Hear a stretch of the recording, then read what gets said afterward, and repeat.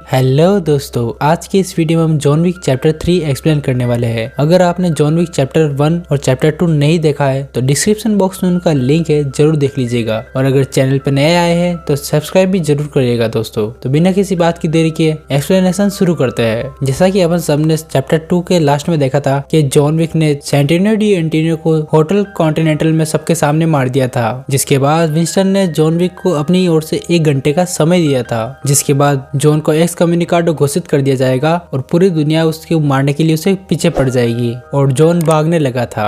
तो दोस्तों चैप्टर 3 की स्टोरी वहीं से शुरू होती है। शाम के 5 बजे है और जॉन न्यूयॉर्क की गलियों में भाग रहा है और जॉन को 6 बजे कम्युनिकाडो घोषित कर दिया जाएगा। जॉन एक टैक्सी ड्राइवर को एक गोल्ड कॉइन देकर अपने डॉग को होटल कॉन्टिनेंटल में पहुंचाने को बोल देता है और अब जॉन भागते हुए न्यूयॉर्क की पब्लिक लाइब्रेरी में जाता है। जॉन यहाँ एक बुक निकालता है जिसमें एक मार्कर, कुछ गोल्ड कॉइन्स, एक लॉकेट और उसकी पत्नी हेलेन की फोटो होती है। जॉन लॉकेट और मार्कर को निकालकर अपने पास ही रख लेता है और जॉन हेलेन की फोटो को किस करके उस किताब में वापस डाल देता है। तभी वहाँ पे एक अर्नेस्ट नाम का आदमी आता है। जॉन अर्नेस्ट से बोलता है कि मेरे पास अभी टाइम नहीं है, लेकिन अर्नेस्ट बोलता है कि सिर्फ 10 मिनट बचे हुए हैं और किसी को पता भी नहीं चलेगा। अर्नेस्ट यहाँ जॉन के ऊपर हमला कर देता है और फिर हमें यहाँ एक बेहतरीन फाइटिंग सीन देखने को मिलती है जिसमें जॉन अर्नेस्ट को सिर्फ एक किताब की मदद से मार देता है। फिर जॉन उस किताब को वापस उसकी जगह पर रख देता है, लेकिन इस लड़ाई में जॉन के कंधे पर उसको चोट लग जाती है। फिर वो भागते हुए एक डॉक्टर के पास जाता है, लेकिन डॉक्टर उसको घर के अंदर आने से मना कर देता है।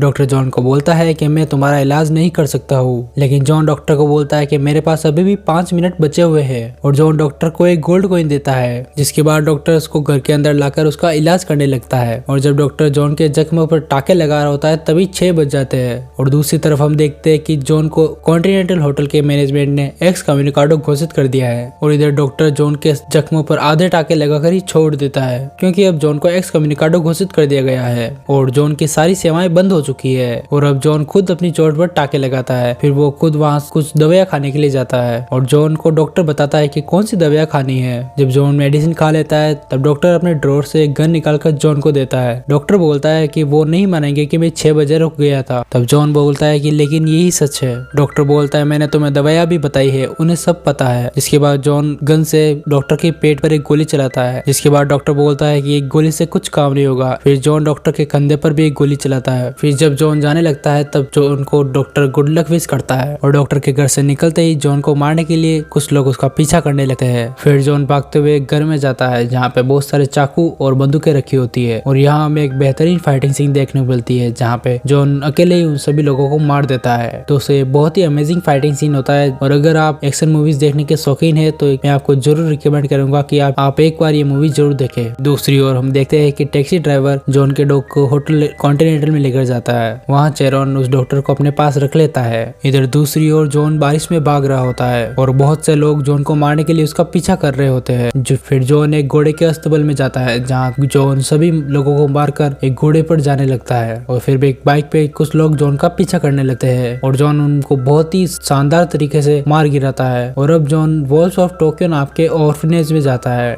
जॉन ने अपना बचपन इसी ऑर्फनेज में बिताया है। जॉन यहाँ के डायरेक्टर उसका रोमा के पास जाता है। डायरेक्टर जॉन से पूछती है कि तुम यहाँ क्यों आए हो जोनाथन। तब जॉन अपने लॉकेट को दिखाकर बोलता है कि मेरे पास अब भी अपना टिकट है। डायरेक्टर बोलती है कि तुम्हें हाई टेबल मारने के लिए तुम्हारे पीछे पड़ा है और इस समय तुम्हारा यहाँ आना हमारे लिए भी खतरा साबित हो सकता है। जॉन अपना लॉकेट डायरेक्टर को दिखाकर बोलता है कि मेरा नाम अभी भी जेनार्डो जोनाथन विक है। मैं बेलारूस की विरासत का हिस्सा हूँ और आपके ऑर्फनेज का एक अनाथ बच्चा भी हूँ। आपको मेरी मदद करनी ही पड़ेगी और ये मेरा हक है। डायरेक्टर अपने कैबिन में जॉन को ले जाकर बोलती है कि मैं तुम्हें हाई टेबल से नहीं बचा सकती हूँ, तो बोलो तुम कहाँ जाना चाहते हो। जॉन बोलता है कि मुझे कैसल ब्लांका जाना है। जिसके बाद जॉन के लॉकेट को लेकर उसे गर्म करके उसके पीठ पे दाग दिया जाता है और अब जॉन का टिकट कट चुका है और दूसरी बार अब ऑर्फनेज में अब जॉन कभी भी वापस नहीं आ सकता है। दूसरी ओर हम देखते हैं कि एक एडजुडिकेटर होटल कॉन्टिनेंटल में इन्वेस्टिगेशन करने के लिए आती है। एडजुडिकेटर विंस्टन से पूछती है कि जॉन विक ने होटल कॉन्टिनेंटल की जमीन पर खून गिराया है। विंस्टन जुडिकेटर से बोलता है कि सेंटिनो की बॉडी अभी भी हमारे पास है और विंस्टन एडजुडिकेटर को सेंटिनो डी एंटिनो की बॉडी के पास लेकर जाता है। एडजुडिकेटर विंस्टन से बोलती है कि आपने जॉन को भागने दिया। वो विंस्टन से बोलती है कि आपको सिर्फ 1 हफ्ते का समय दिया जाता है, जिसके बाद आपको यहाँ से हटा दिया जाएगा और आपकी जगह किसी और को होटल संभालने के लिए दे दिया जाएगा। इसके बाद एडजुडिकेटर बावरी किंग के पास जाती है। एडजुडिकेटर बावरी किंग से पूछती है कि जब तुम्हारे पास जॉन विक को मारने का टाइम था तुमने जॉन विक को क्यों नहीं मारा। बावरी किंग बोलता है कि जॉन को मारना तो एक ऑप्शनल कॉन्ट्रैक्ट था। एडजुडिकेटर बावरी किंग को बोलती है कि तुमने जॉन को एक गन दी, ये जान के हुए भी कि जॉन इस गन का उपयोग हाई टेबल के खिलाफ करेगा। एडजुडिकेटर कहती है कि तुमने जॉन को बंदूक के लिए 7 गोलियां दी थी, हाई टेबल इस जगह को खाली करने के लिए तुम्हें 7 दिन देता है। बावरी किंग गुस्से में बोलता है कि मैं यहाँ का राजा हूँ, मुझे यहाँ से कोई नहीं निकाल सकता। तब एडजुडिकेटर बोलती है कि आप खुद को रूल से बड़ा नहीं समझ सकते हैं। जिसके बाद एडजुडिकेटर वहाँ से चली जाती है। दूसरी ओर हम देखते हैं कि जॉन विक मोरक्को के होटल कासल ब्लांका में जाता है। जॉन यहाँ सोफिया से मिलने के लिए जाता है। सोफिया कासल ब्लांका की मैनेजर है। जॉन को देखते ही सोफिया सबसे पहले जॉन के ऊपर गोली चलाती है। जॉन सोफिया से बोलता है कि तुम मुझे नहीं मार सकती हो।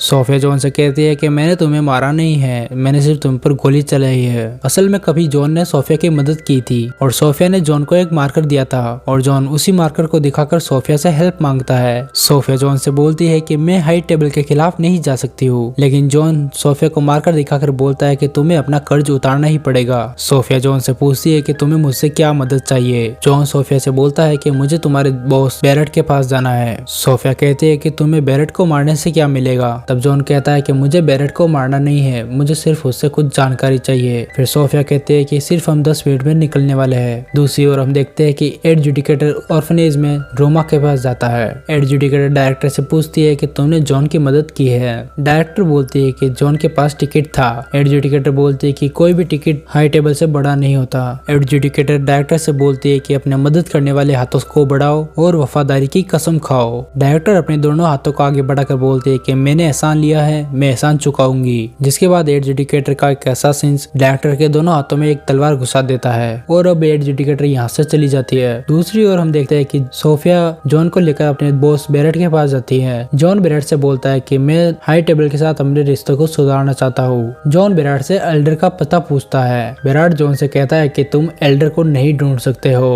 वो कहता है तुम्हें रेगिस्तान में चलना होगा, ध्रुव तारे का पीछा करना होगा अपनी आखिरी सांस तक, और जब तुम्हारी सांसें थमने वाली होगी तब एल्डर तुम्हें खुद ढूंढ लेंगे। अब जॉन और सोफिया बैरेट को थैंक यू बोलकर वहाँ से जाने लगते हैं। तब बैरेट इस जानकारी के बदले सोफिया का एक कुत्ता मांगता है, लेकिन सोफिया अपने कुत्ते को देने से मना कर देती है और बैरेट उस कुत्ते पर गोली चला देता है। जिसके बाद सोफिया भी बैरेट पर गोली चला देती है। जिसके बाद हमें एक बेहतरीन फाइटिंग सीन यहाँ देखने को मिलता है, जिसमें सोफिया और जॉन बैरेट के सभी लोगों को मारते हुए वहाँ से निकल जाते हैं और अगली सुबह वो दोनों रेगिस्तान के बीच होते हैं। अब जॉन अपने अंगूठे के खून निकालकर मार्कर पर निशान लगाकर सोफिया को दे देता है और सोफिया जॉन को पीने के लिए थोड़ा सा पानी देती है, लेकिन जॉन जैसे ही उस बोतल को पकड़ने के लिए हाथ आगे बढ़ाता है, सोफिया उस पानी को पीकर उस बोतल में वापस खुला करके भर देती है। अब जॉन एल्डर को ढूंढने के लिए निकल जाता है। वो 2 दिन तक रेगिस्तान में भूखा प्यासा रहकर चलते जाता है और जब जॉन के शरीर की ताकत खत्म हो जाती है तब वो बेहोश होकर गिर जाता है। दूसरी ओर हम देखते हैं कि बावरी किंग को दिया गया टाइम अब खत्म हो चुका है और एडजुडिकेटर उसके सभी लोगों को मारते हुए बावरी किंग के पास जाती है। बावरी किंग हाई टेबल के सामने हार मान जाता है और एडजुडिकेटर कहती है कि तुमने जॉन विक को 7 गोलियां दी थी, अब तुम्हारे शरीर पर 7 कट लगाकर इसकी भरपाई की जाएगी। जिसके बाद एक असैसिन बावरी किंग के शरीर पर 7 कट लगाता है। दूसरी ओर हम देखते हैं कि जॉन बेहोश है और एल्डर का एक आदमी जॉन को लेने के लिए आता है। फिर वो आदमी जॉन को लेकर एल्डर के पास जाता है। जब जॉन को होश आता है तो एल्डर जॉन से पूछता है कि तुम इतने दूर क्यों आए हो। जॉन बोलता है कि आपको मेरी वाइफ के बारे में तो पता ही होगा। एल्डर जॉन से पूछता है कि तो क्या तुम अपनी वाइफ की याद के लिए जीना चाहते हो। तब जॉन बोलता है हाँ, मैं अपनी वाइफ की याद के लिए जीना चाहता हूँ। एल्डर जॉन से बोलता है कि तुम्हें हमारे लिए एक काम करना होगा, जिसके बाद तुम्हें एक्सकम्युनिकाडो से हटा दिया जाएगा और तुम्हें जीने की परमिशन दे दी जाएगी, लेकिन तुम्हें टेबल के अंदर वो काम करना होगा जिसके लिए तुम सबसे बेस्ट हो। जॉन खड़ा होता है और बोलता है कि मुझे क्या काम करना होगा। एल्डर बोलता है कि तुम्हें अपनी जान बचाने के लिए दूसरों की जान लेनी पड़ेगी और इसकी शुरुआत तुम करोगे एक विंस्टन नाम के आदमी को मारकर। जॉन एल्डर के सामने झुककर बोलता है कि मैंने एहसान लिया है और मैं एहसान चुकाऊंगा।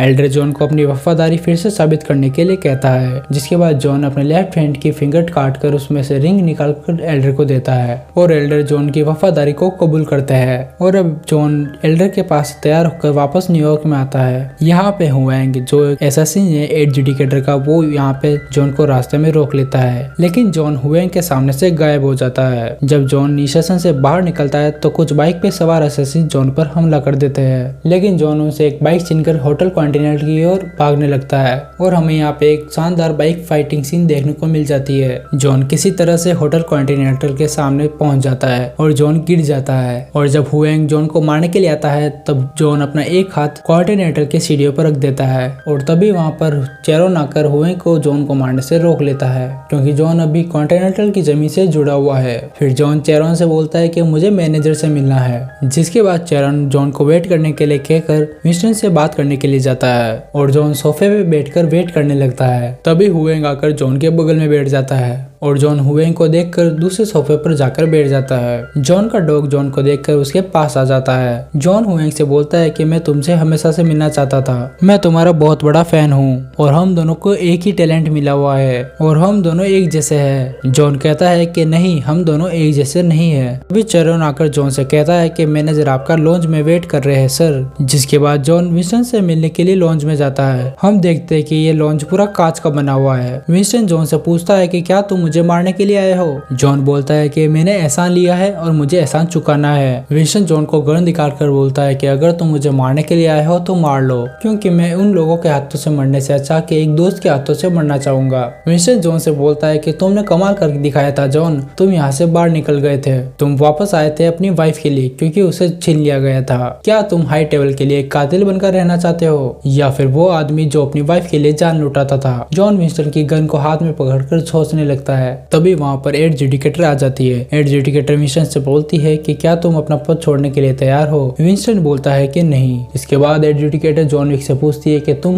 विंस्टन को मारने के लिए तैयार हो? जॉन भी कहता है नहीं, क्योंकि अब जॉन और विंस्टन दोनों ने अपना काम करने के लिए मना कर दिया है। इसलिए एड जुडिकेटर होटल के मैनेजमेंट को कॉल करके होटल का लाइसेंस रद्द करवा देती है। जिसके बाद होटल कॉन्टिनेंटल और हाई टेबल की सुरक्षा से बाहर हो जाता है और अब कुछ ही देर में हाई टेबल की फोर्स आकर जॉन और विंस्टन को मार देगी। विंस्टन जॉन को बोलता है कि ये जगह अब सुरक्षित नहीं है। तब जॉन विंस्टन से बोलता है कि तुम्हें अब भी मेरी मदद करनी है। विंस्टन बोलता है कि कैसी मदद? तब जॉन बोलता है मुझे गन्स चाहिए, बहुत सारी गन्स। जिसके बाद चेरोन, विंस्टन और जॉन मिलकर एक लॉकर रूम में जाते हैं जहाँ पर बहुत सारी गन्स होती है। दूसरी तरफ होटल के सभी गेस्ट होटल को खाली कर रहे होते हैं और अब हाई टेबल की फोर्स होटल पर हमला कर देती है। और दोस्तों यहाँ पे एक हमें अमेजिंग फाइटिंग सीन देखने को मिलती है जिसमें जॉन और चेरोन मिलकर हाई टेबल के सभी लोगों को मार देते हैं। हाई टेबल के सभी लोगों को मारने के बाद एड जुडिकेटर के दो असैसिन्स जॉन विक पर हमला कर देते हैं। लेकिन जब उन दोनों असैसिन्स के पास जॉन को मारने का मौका होता है तब वो दोनों जॉन को नहीं मारते हैं, क्योंकि वे दोनों जॉन के फैन हैं। वे दोनों जॉन की इज्जत करते हैं। वे दोनों सिर्फ जॉन से लड़ने के लिए यहाँ आए हैं। अब जॉन उन दोनों असैसिन्स के साथ लड़ता है। वो अकेला ही उन दोनों असैसिन्स को हरा देता है, लेकिन जॉन उन दोनों असैसिन्स को जान से नहीं मारता है और उन्हें अलविदा कहकर आगे बढ़ जाता है। अब लास्ट में जॉन से लड़ने हुएंग आता है और हुएंग के सीने में चाकू डालकर जॉन उसको हरा देता है। जब जॉन वहां से जाने लगता है तब हुएंग बोलता है कि मैं तुम्हें पकड़ लूंगा जॉन। तब जॉन हुएंग से बोलता है कि तुम मुझे नहीं पकड़ सकते हो। दूसरी ओर हम देखते हैं कि एड जुडिकेटर विंस्टन को कॉल करके उससे समझौता करने के लिए कहती है। जिसके बाद समझौता करने के लिए एड जुडिकेटर और विंस्टन होटल की छत पर जाते हैं। विंस्टन यहाँ पे बोलता है कि मैं अपनी पोजीशन के साथ हाई टेबल के नीचे हाई टेबल के लिए काम करने के लिए तैयार हूँ। फिर तभी वहाँ पर जॉन आ जाता है। तब एड जुडिकेटर विंस्टन से पूछती है कि अब जॉन का क्या होगा। तब विंस्टन बोलता है कि अब जॉन को मरना पड़ेगा। जिसके बाद विंस्टन जॉन के ऊपर गोलियां चला देता है और जॉन छत से दीवारों से टकराते हुए बहुत ही बुरी तरह से नीचे गिरता है और विंस्टन को उसकी पोजीशन वापस दे दी जाती है। और जब एड जुडिकेटर होटल कॉन्टिनेंटल को छोड़कर जा रही होती है तब वो देखती है कि जॉन की बॉडी अपनी जगह से गायब है। एड जुडिकेटर विंस्टन से बोलती है कि जॉन की बॉडी वहाँ पर नहीं है। वो कहती है अगर जॉन जिंदा बच गया तो वो हमारे लिए सबसे नुकसानदायक होगा। तभी हम देखते हैं कि जॉन का डॉग होटल कॉन्टिनेंटल से बाहर जाता है। तभी हम देखते हैं कि बावरी किंग का एक आदमी बावरी किंग के पास जॉन को लेकर जाता है और जॉन का डॉग भी उसके पीछे पीछे चला जाता है। बावरी किंग जॉन से बोलता है कि अगर तुम मेरी आवाज सुन पा रहे हो तो अपना हाथ ऊपर करो। और तभी जॉन अपना हाथ ऊपर करके बावरी किंग को एक उंगली दिखाता है। बावरी किंग बोलता है कि तो क्या अब तुम्हें गुस्सा आ रहा है जॉन? जिसके बाद जॉन इतनी बुरी हालत में होने के बावजूद अपने सिर को उठाकर बोलता है कि हाँ मुझे गुस्सा आ रहा है। और दोस्तों तभी यहाँ ये मूवी एंड होती है। अगर आपको वीडियो पसंद आया हो तो लाइक और हमारे चैनल को सब्सक्राइब जरूर करिएगा। मिलते हैं जॉन विक चैप्टर 4 में। जय हिंद।